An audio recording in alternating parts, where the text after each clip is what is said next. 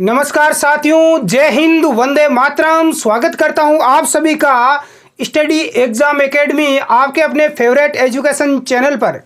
राजस्थान में मेवाड़ का इतिहास चल रहा था। हमने कल महाराणा कुंभा का इतिहास पढ़ा और आज हम महाराणा कुंभा से आगे का इतिहास विस्तार से पढ़ रहे हैं। कुछ विद्यार्थी मेरे ऐसे हैं जो फर्स्ट ग्रेड की, सेकंड ग्रेड की तैयारी कर रहे हैं, तो वो सभी बिल्कुल जुड़ सकते हैं। शानदार तरीके से आपका इतिहास हम कंप्लीट करवा देंगे, कोई दिक्कत नहीं है। बाकी एग्जाम के लिए तो ये है ही है। तो साथियों, आपको पता है जो अपने महाराणा कुंभा थे वीर शासक, उनकी हत्या उनके पुत्र उद्दा के द्वारा कर दी जाती है। इसलिए उद्दा को मेवाड़ का पितरंता शासक कहा जाता है। अब हम बात करेंगे, अगला शासक बनता है मेवाड़ का उद्दा। कौन बनता है? उद्दा बनता है।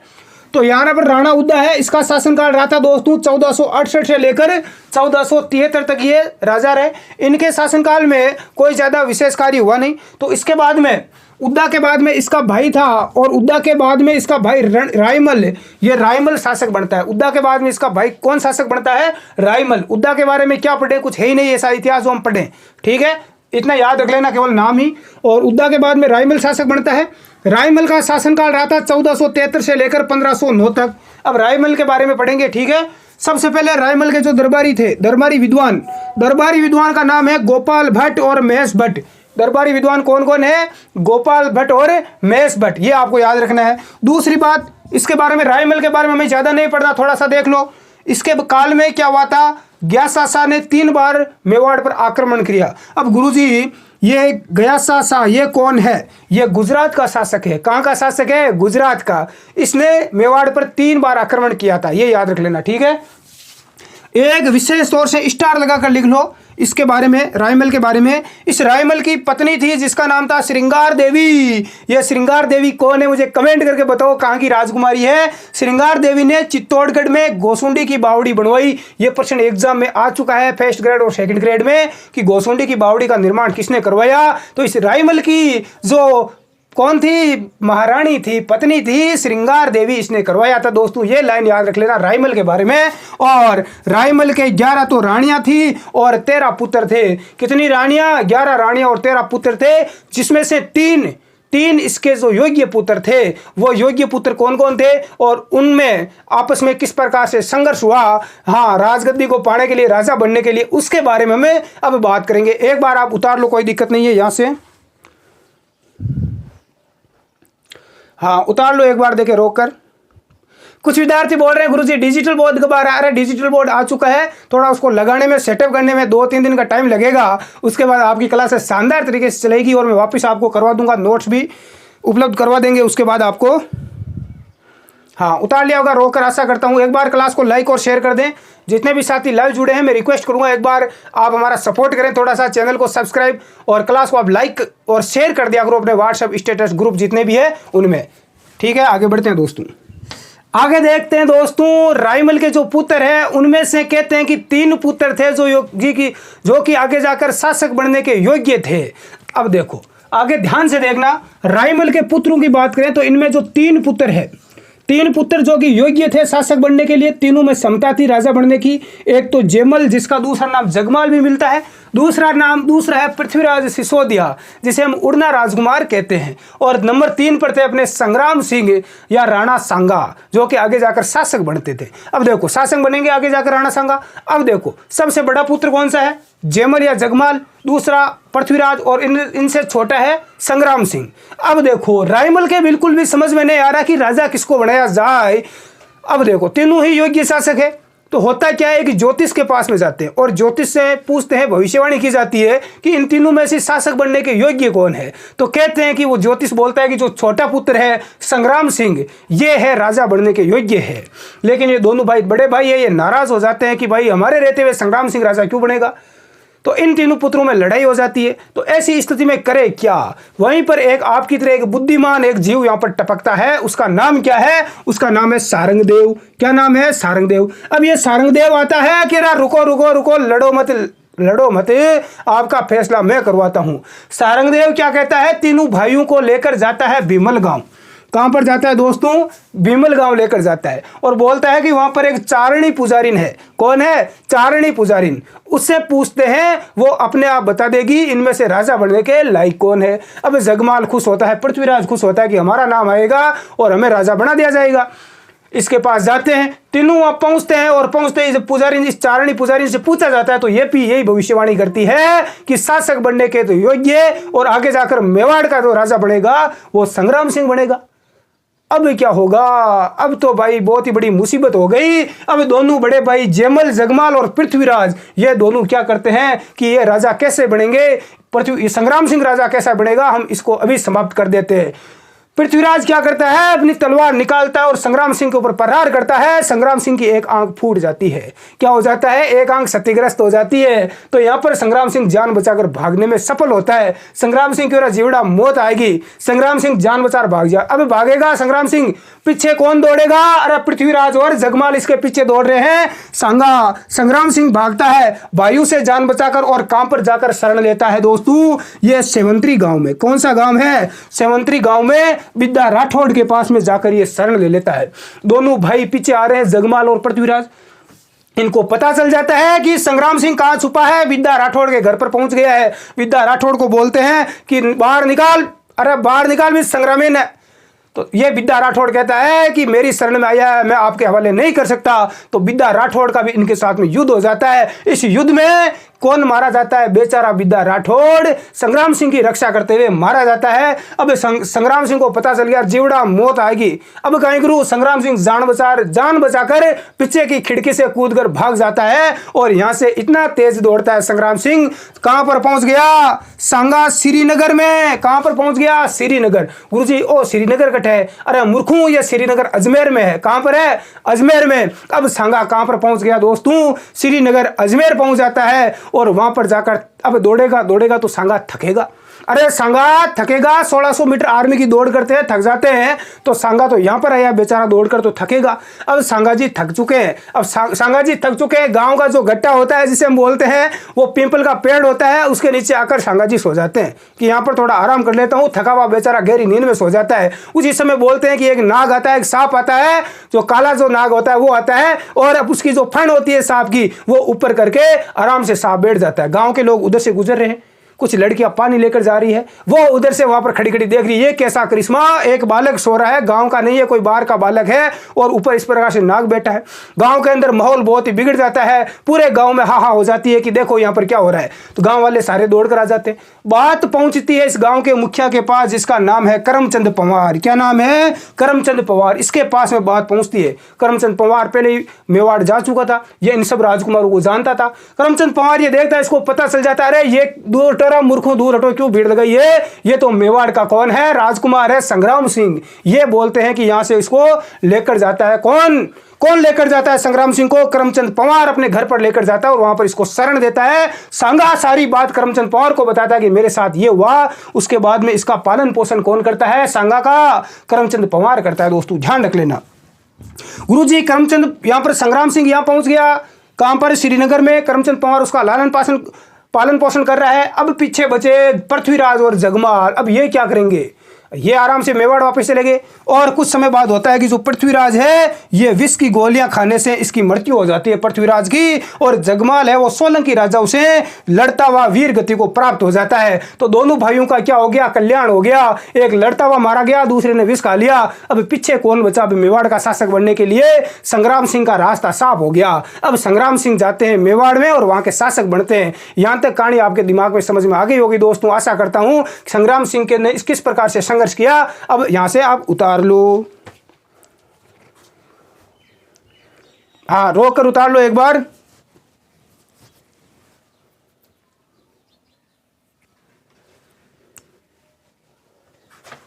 उतार लिया होगा, आशा करता हूं आपने रोककर। आगे बढ़ते हैं दोस्तों। अब दोस्तों हम पढ़ेंगे महाराणा सांगा का इतिहास।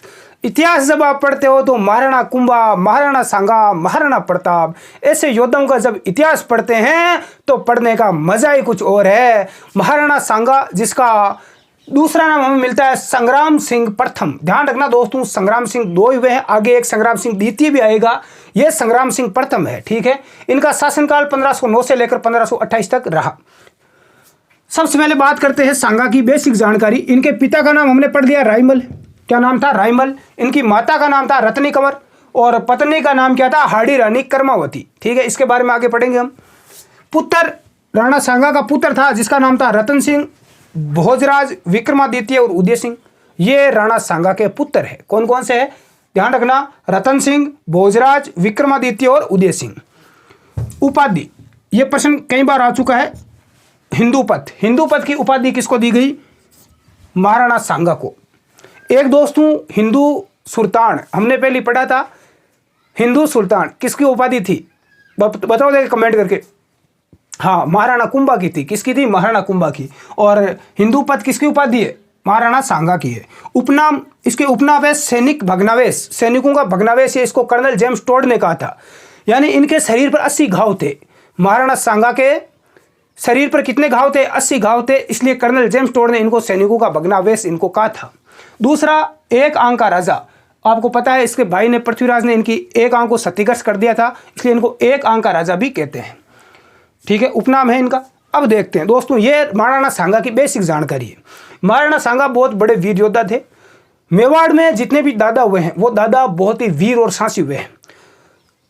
जो इतिहासकार है राजस्थान के कर्नल जेम्स टोड, वो कहते हैं, लिखते हैं कि यदि मेवाड़ के इतिहास में राणा सांगा के बाद यदि उदय सिंह नहीं होता, सीधा महाराणा प्रताप यदि राजा होता, तो मेवाड़ का इतिहास कुछ और ही होता। ठीक है, अब देखो दादा कैसे दादा हुए। मैं सबसे पहले मेवाड़ के जितने भी मेन जो शासक है उनके बारे में आपको बताता हूँ। सबसे पहले देखते हैं, सबसे पहले राजा हमीर बना, फिर खेता, उसके बाद लाखा, फिर मोकल, फिर कुंभा बना, फिर रायमल शासक बना, फिर सांगा बना, फिर उदय सिंह, फिर महाराणा प्रताप। अब देखो इनमें से दादा बड़े वीर हुए हैं। कौन कौन से दादा है? महाराणा प्रताप, महाराणा प्रताप बड़े वीर योद्धा थे। महाराणा प्रताप के बाद में इनके दादा कौन थे? महाराणा सांगा। कौन थे? सांगा। सांगा बड़े वीर योद्धा है, भी हम पढ़ेंगे इनके बारे में। उसके बाद में महाराणा कुंभा, यानी सांगा का दादा कौन है? कुंभा। रायमल को छोड़ दिया तो कुंभा भी बड़े वीर थे। उसके बाद में कुंभा के दादा कौन थे?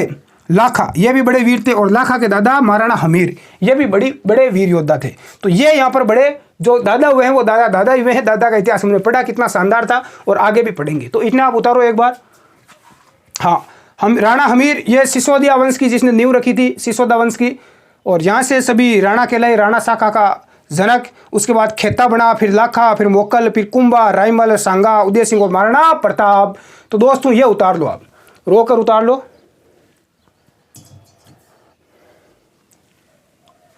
हाँ, उतार लिया होगा। आगे बढ़ते हैं।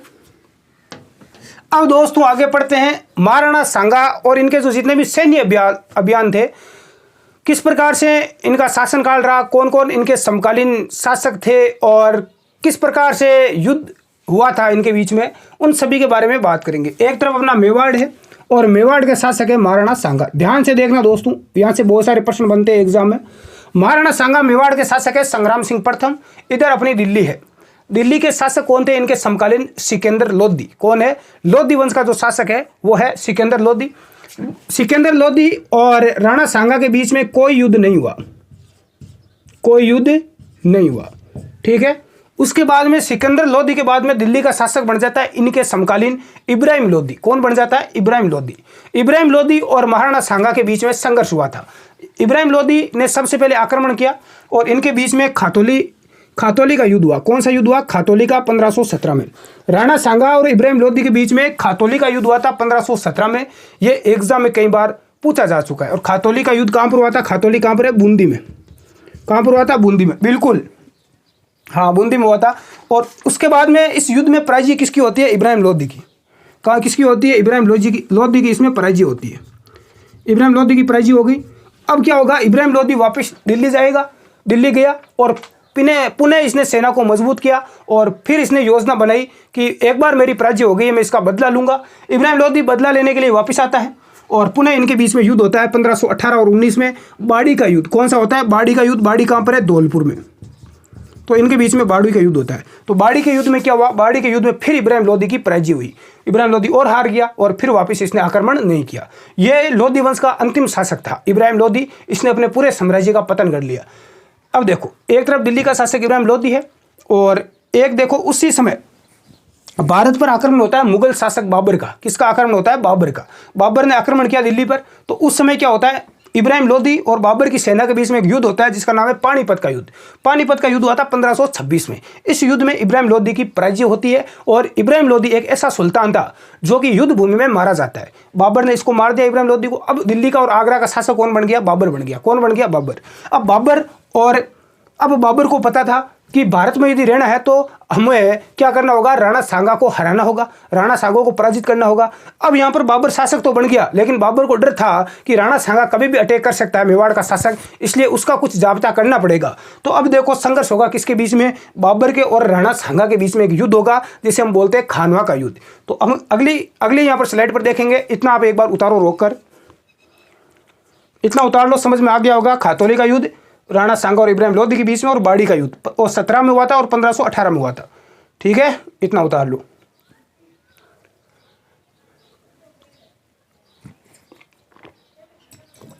उतार लिया होगा रोक कर आपने, आशा करता हूं। आगे बढ़ते हैं। अब देखो दोस्तों, एक तरफ अपने मेवाड़ के शासक संग्राम सिंह है, राणा सांगा है। दूसरी तरफ दिल्ली, आगरा, दिल्ली का शासक कौन बन चुका है? मुगल बन चुका है। मुगल वंश का संस्थापक बाबर बन चुका है। अब क्या होगा?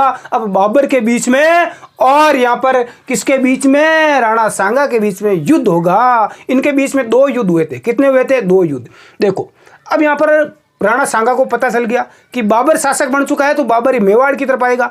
तो यहाँ पर जो मेवाड़ की सीमा थी वो यहाँ पर अपनी भरतपुर तक थी। तो बाबर ने यहाँ पर अपने सैनिक वगैरह तैनात करवा दिए। तो यहाँ पर देखो होता है एक दुर्ग है बयाना दुर्ग। कौन सा दुर्ग है? बयाना दुर्ग। ये दोस्तों बयाना दुर्ग है कहाँ पर? ये भरतपुर में। बयाना दुर्ग कहाँ पर है? भरतपुर में।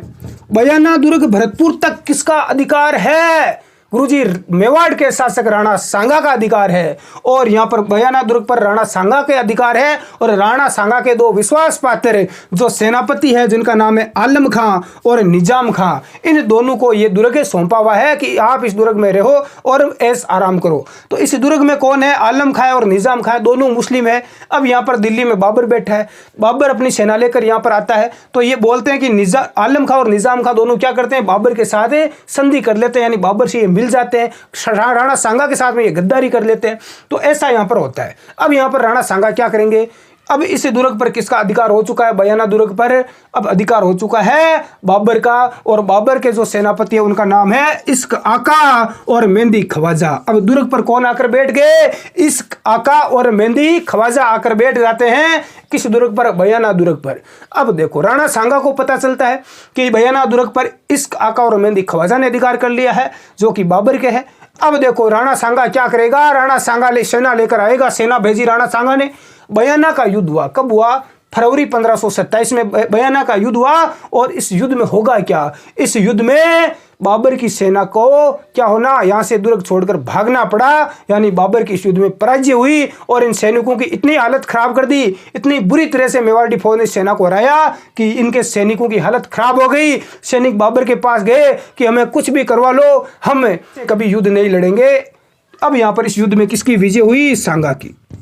तो यह हुआ था बयाना का युद्ध फरवरी 1527 में। तो ये एक बार बयाना का जो युद्ध है इसके बारे में आप लिखो। बयाना का जो युद्ध है वो फरवरी 1527 में हुआ था, बयाना का युद्ध। और किन किन के बीच में हुआ? बाबर और राणा सांगा के बीच में। पहले नियंत्रण किसका था? आलम खां और निजाम खां का था। ये दोनों बाबर से मिल गए। उसके बाद इस पर नियंत्रण हो गया इश्क आका और मेहंदी ख्वाजा का। उतार लिया होगा आपने, रोक कर आगे बढ़ते हैं। अब दोस्तों हम बात करेंगे खानवा का युद्ध। कौन सा युद्ध? खानवा। एक तरफ अपना मेवाड़ है, मेवाड़ के शासक है राणा सांगा। दूसरी तरफ दिल्ली का शासक बाबर है। बाबर के और राणा सांगा की सेना के बीच में खानवा का युद्ध होता है। होता क्या है दोस्तों, जब बयाना के युद्ध में बाबर की सेना पराजित हो कर वापस भाग जाती है तो उस समय बाबर बोलता है अरे चलो सांगा का वापस बदला लेंगे। सैनिकों को तैयार करता है, सैनिकों को आदेश देता है। लेकिन बोलते हैं कि बाबर के सैनिक राणा सांगा और उसकी सेना से इतने भयभीत हो चुके थे, इन्होंने युद्ध करने से ही मना कर दिया कि उस सांगा से युद्ध करने का हमारे बस की बात नहीं है, हम युद्ध नहीं करेंगे। अब बेचारा बाबर क्या करे? बाबर को पता चल गया कि यदि सांगा आ गया यहाँ पर पीछे तो हम बचेंगे नहीं, हमें वापस भागना पड़ेगा। तो देखो बाबर बहाने बनाता है। बाबर शराब बहुत पीता था, तो बाबर क्या करता है, शराब के जो बर्तन है, जो मटका है, उसको फोड़ देता है, शराब फेंक देता है कि मैं कभी शराब का सेवन नहीं करूंगा, आप चलो बाबर से, हम सांगा से युद्ध करेंगे। लेकिन फिर भी सैनिक नहीं मानते।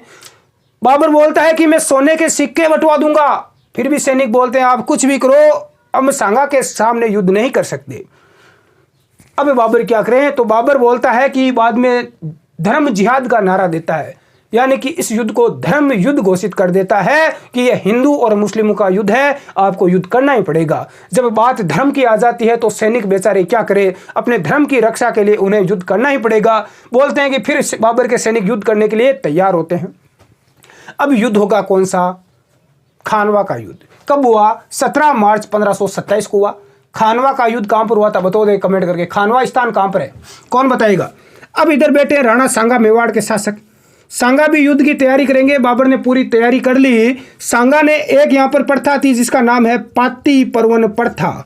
कौन सी प्रथा? पाती पर्वन प्रथा। इस प्रथा के तहत क्या होता है, सभी जितने भी हिंदू राजा थे उनको यहाँ पर संदेश भेजा गया युद्ध करने के लिए कि ये धर्म युद्ध हो रहा है, क्योंकि यहाँ पर दिल्ली का शासक बाबर है। यदि बाबर को मार दिया, बाबर को यदि हरा दिया तो यहाँ का शासक कौन बन जाएगा? राणा सांगा एक हिंदू शासक बन जाएगा। इसलिए यहाँ पर पूरा टक्कर का मामला है। तो अब क्या करें, जितने भी राजा थे राजस्थान के आसपास के क्षेत्र के, उन सभी को पाती पर्वन प्रथा के तहत संदेश भेजा गया और सभी राजाओं को एकत्रित किया गया। बोलते हैं कि राणा सांगा एकमात्र ऐसा शासक था जिसके शासनकाल में इस खानवा के युद्ध में संपूर्ण जितने भी राजा थे राजपुताना के और उसके आसपास के क्षेत्र के, वो एक साथ एकत्रित इकट्ठे हुए थे और सभी ने एक ही मेवाड़ी ध्वज के नीचे एक साथ युद्ध किया था, खानवा का युद्ध। तो ये इस प्रकार से सारे राजा इकट्ठे होते हैं और राणा सांगा की सहायता के लिए आते हैं। युद्ध होता है दोस्तों खानवा का युद्ध। बोलते हैं कि इस खानवा के युद्ध में होता क्या है, बाबर है, बाबर के पास थी तोपें। बाबर के पास क्या थी दोस्तों? तोपें थी, आधुनिक हथियार थे, आधुनिक अस्त्र और शस्त्र थे युद्ध करने के। लेकिन मेवाड़ी फौज के पास वही पुराने शस्त्र, तलवारें और भाले थे, ना कि तोपें थी, ना कुछ और था। होता क्या है कि इधर लाख की तादाद में फौज थी राणा सांगा के पास में। फौज नहीं, एक तरफ से आप देख सकते हो बहुत बड़ा मेला था। इतनी विशाल फौज को देखकर एक बार तो बाबर भी भयभीत हो गया कि इतनी बड़ी फौज का सामना कैसे किया जाए। लेकिन बाबर की जो शक्ति थी वो थी इसकी तोपें। क्या थी? तोपें थी। जैसे ही यहाँ पर बाबर की जो ये मुगल तोपें थी, ये जैसे ही तोपों की आवाज यहाँ पर आती, तोप में जब गोला दागा जाता तो तोप की गड़गड़ाहट से, उसके धमाके से राणा सांगा की यानी अपनी मेवाड़ी फौज के जो हाथी घोड़े थे वो क्या हो जाते हैं? बेभीत हो जाते। उन्होंने इतना तेज धमाका कभी नहीं सुना था और हाथी और घोड़े अपनी सेना को कुचलने लगते हैं और इस प्रकार से सेना में भगदड़ मच जाती है। यहाँ पर राणा सांगा बहुत ही यहाँ पर अच्छी तरह से रणनीति से युद्ध करता है और इस युद्ध में विजय हो जाती है किसकी? बाबर की। इस युद्ध में विजय कौन रहा? बाबर। तो यहां तक आप उतारो एक बार खानवा का युद्ध। अब हम बात करेंगे दोस्तों खानवा युद्ध में किन किन राजाओं ने राणा सांगा का साथ दिया और इसके जो तोपची थे उनका क्या नाम है, सारी जानकारी हम लेंगे। एक बार आप इतना उतारो, राणा सांगा जो मेवाड़ के शासक है, इनके बीच में और बाबर के बीच में खानवा का युद्ध होता है 17 मार्च 1527 में। ठीक है, इतना उतारो, उतार लिया होगा। अब आगे बढ़ते हैं। तो आगे लिखो दोस्तों, 17 मार्च 1527 को बाबर व राणा सांगा के बीच में खानवा का युद्ध होता है। ठीक है, ये हमने बात समझ ली। दूसरा, खानवा के युद्ध में राणा सांगा के सहयोगी यानी जो राणा सांगा थे मेवाड़ के शासक, उनके सहयोग करने के लिए कौन कौन से राजा आए थे राजस्थान के या आसपास के क्षेत्र के, वो एग्जाम में पूछा जाता है दोस्तों। ऐसे सीधा प्रश्न आता है कि इस खानवा के युद्ध में बीकानेर का कौन सा शासक राणा सांगा की सहायता करने आया था, एग्जाम में सीधा प्रश्न आता है। तो ये जो मेन 10-12 राजा है उनके बारे में आप लिख लो जो एग्जाम में पूछे जाते हैं। पहला है पृथ्वीराज कछुआ। ये कहाँ का शासक था? ये आमेर का था। कहाँ का दोस्तों? आमेर का। और ये युद्ध करता हुआ रणभूमि में मारा जाता है। ठीक है, शहीद हो जाता है। वागड़ से आए थे उदय सिंह। वागड़ से कौन आए थे? उदय सिंह। ये भी रणभूमि में मारे जाते हैं। तो ध्यान रख लेना, ये दोनों वीरगति को प्राप्त होते हैं, दोनों युद्ध में मारे गए। नंबर 3 है बीकानेर। बीकानेर से आए थे कल्याणमल। कौन आया था? कल्याणमल आया था। जोधपुर से आया था गंगदेव का पुत्र मालदेव राठौड़।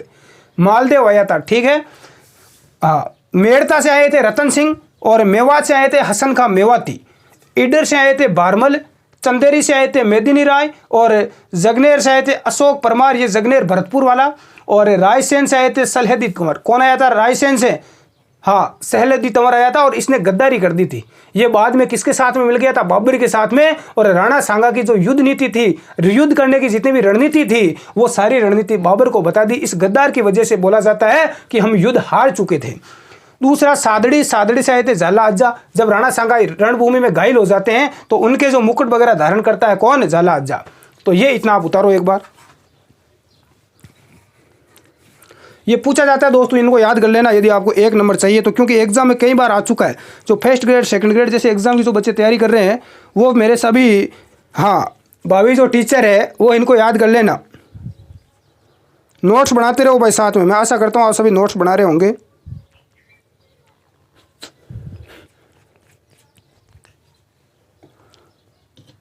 उतार लिया होगा आपने।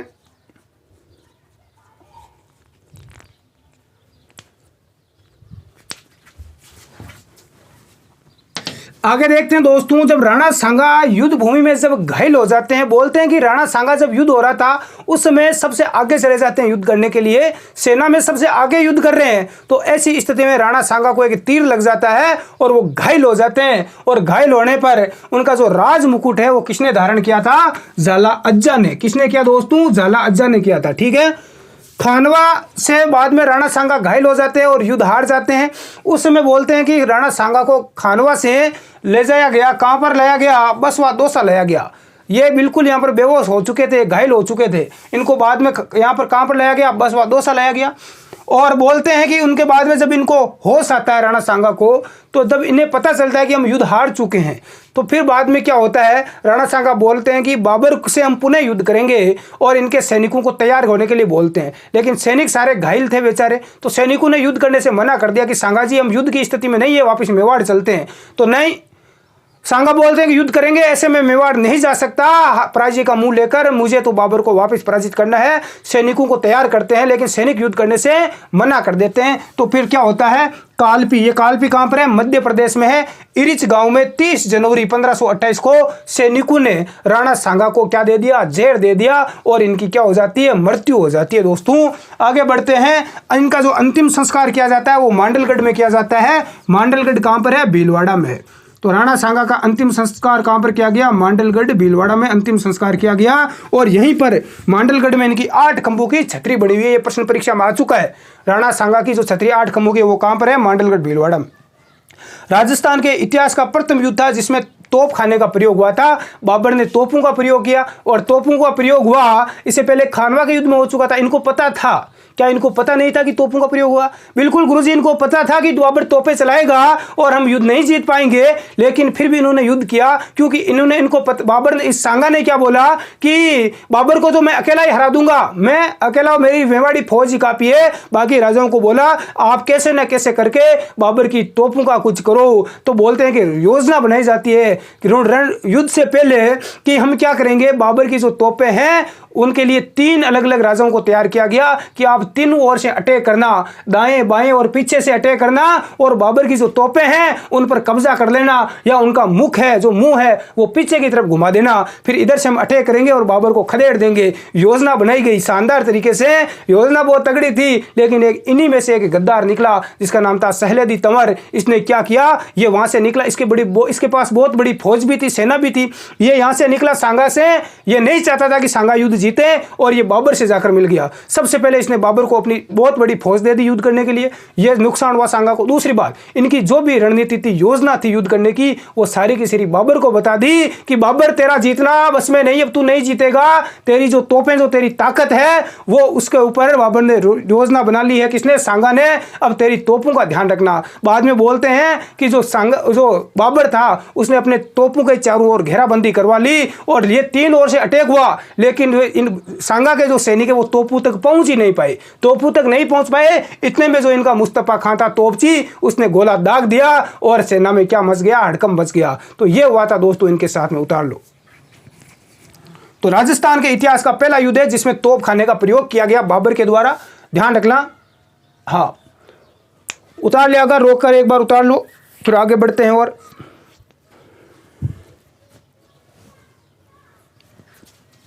हाँ, आगे देखते हैं। अब देखो, बहुत सारे दोस्त सोच रहे हैं कि राणा सांगा के पास इतनी फौज थी, पूरे राजस्थान के, एमपी के, गुजरात के राजा यहाँ पर राणा सांगा के साथ में थे, फिर भी बाबर की विजय किस कारण से हुई? कौन सी गलती की राणा सांगा ने जिसके कारण से उसकी पराजय हुई? देखो कौन कौन सी यहाँ पर गलतियां की मैं आपको बता रहा हूं। सबसे पहला कारण है रायसेन का जो राजा था जिसका नाम था सहेलदी तंवर, इसका विश्वासघात। यह सबसे पहले तो किसकी ओर था? सांगा की तरफ था। जैसे युद्ध स्टार्ट हुआ तो इसके पास पूरी रणनीति थी, उसको पता था सांगा की, तो यह पूरी अपनी सेना लेकर किसके पास चला गया? बाबर के पास में। बाबर को सारी इसकी रणनीति बता दी तो इसने गद्दारी कर दी। ये कर्नल जेम्स टोड बताते हैं कि यह इसका पराजय का प्रमुख कारण था। ठीक है। दूसरा था कि सांगा का स्वयं का युद्ध भूमि में उतरना। जब युद्ध हो रहा था तो राणा सांगा खुद आगे रणभूमि में युद्ध कर रहे हैं, लेकिन बाबर क्या कर रहा है? बाबर युद्ध नहीं कर रहा था, बाबर तो पीछे बैठा बैठा तमाशा देख रहा था, सैनिकों को नियंत्रण दे रहा था, आदेश दे रहा था, उन पर नियंत्रण रखा उसने कि युद्ध कैसे करना है।